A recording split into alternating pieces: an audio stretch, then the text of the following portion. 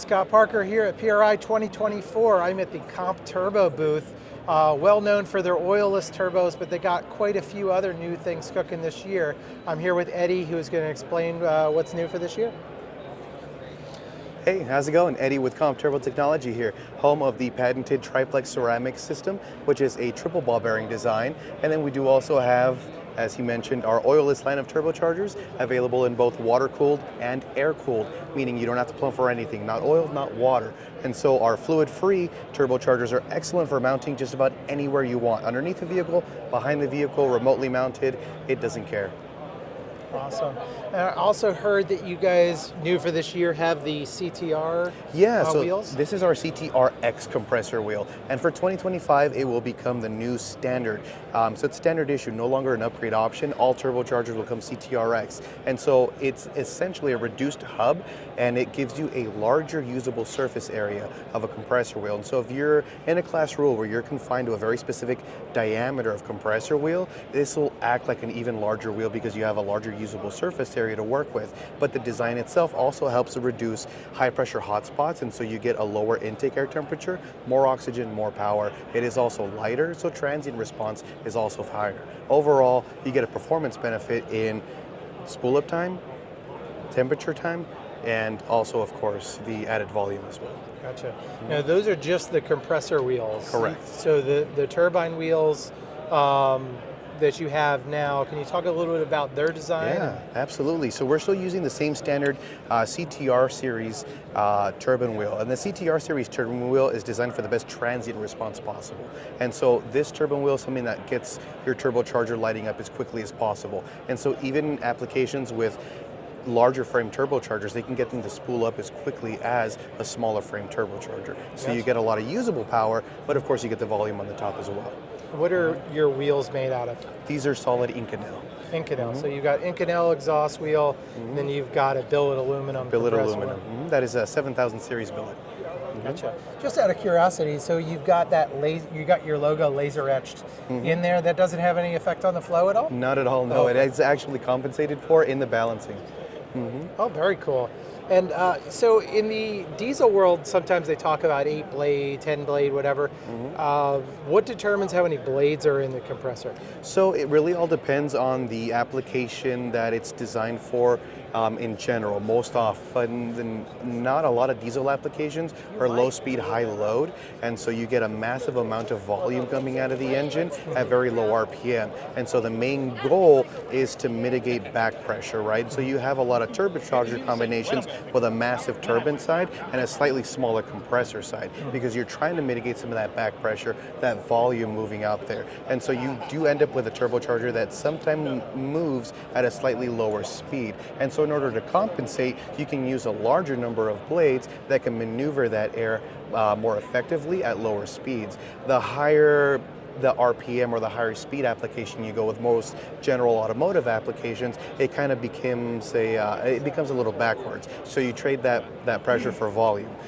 So on the top end, the more blades you have, the harder time it has to maneuver that air, and it'll also get a little hotter as well. And so you end up with a lesser blade count.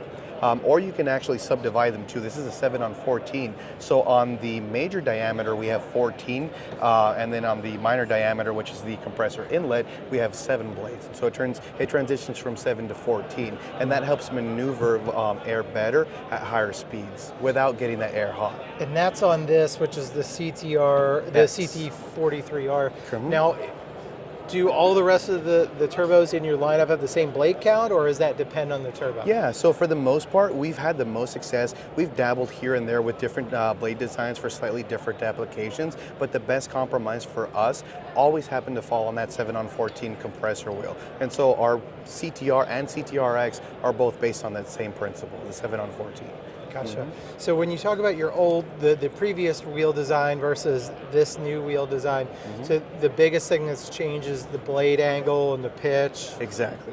Yeah, so internally it is also different. The way it's mounted to the shaft and everything is a little different as well. It's a little proprietary, so I can't talk on it too incredibly much. But for the most part, it is vastly different. It's significantly lighter. It flows a lot better. But the biggest gain is when it's lighter, so transient response is a lot better. But it also maneuvers air a lot better and keeps it a lot cooler. So cooler air charge is always a plus because you carry more oxygen, make more power. And these days, a lot of guys don't have that room to run an intercooler. So every little bit helps. Yeah.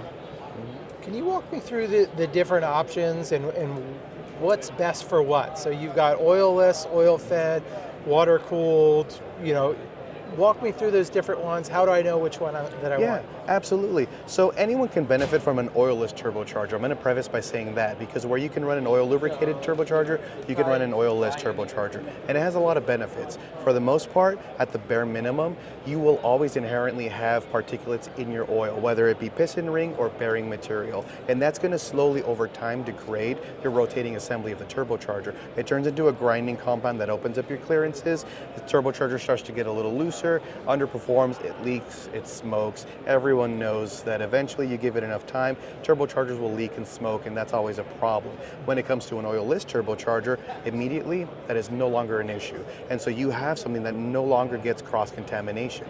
And as long as you keep up with lubricating it, you have a turbocharger that can well outlive the application that it's on because it's going to run significantly cleaner and it's not going to have anything to slowly degrade it over time.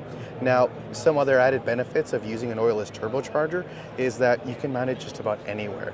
Now, for any application to where you would normally mount an oil lubricated turbocharger, we have the water cooled model. So if it's going to be under the hood where it's going to heat soak a little bit, the water cooling helps inherently maintain a lower average temperature of the cartridge, and that grease will live longer. But if it's going to be externally mounted, or you're running an alcohol-based fuel like methanol, for example, for a race application, you can use air-cooled. And the air-cooled is completely self-contained. No oil, no water. And the air-cooled is popular for under the hood for race applications, or a lot of street cars will mount them underneath the vehicle, in the bed of a truck, just about anywhere you can imagine, really. Yeah, excellent. And what turbos are on the beater bomb over there? So those are our CT5 series 8890s. So it's an 88 millimeter compressor and a 90 millimeter turbine side. Gotcha. And how do you determine the turbine side and the AR ratio? What determines that? So it really depends on the application. The volumetric efficiency of the engine is going to vary greatly from application to application.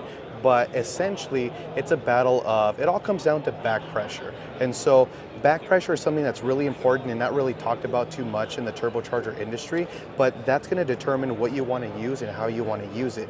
Some back pressure is great because once everything gets funneled in from your engine into this singular point in the turbocharger, an inherent amount of pressure is going to make the turbo spool up relatively quickly, but it's going to max out at a certain point because it's too much pressure.